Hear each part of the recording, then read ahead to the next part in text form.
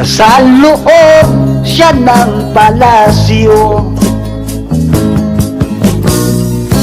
natutulog at busog ito. Kasama niya'y kanyang alaga, ang mga aso't mga pusa.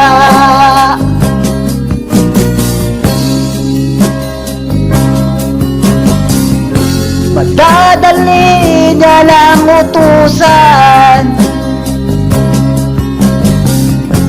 nangangagat kung kinakalaban.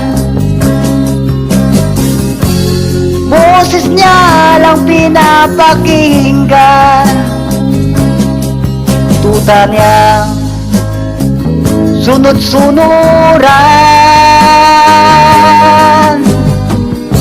Pag humarap sa kamera, nakangiti, walang problema. Mga pangarap niya'y natutupad,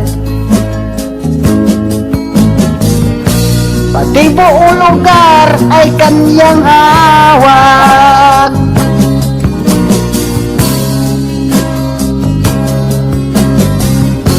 Si Pedro ay makapangyarihan, anong gusto'y matutupad niya. Batas man yan o mga yaman,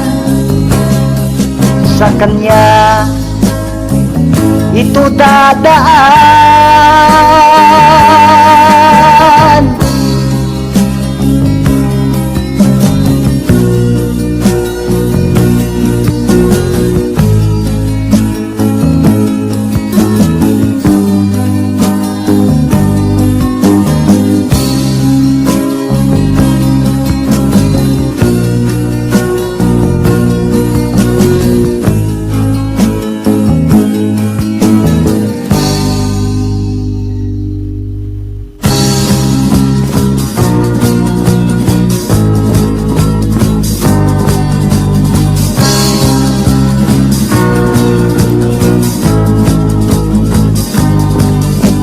Pedro pala ang puno, ngunit ito'y hindi kumikibo.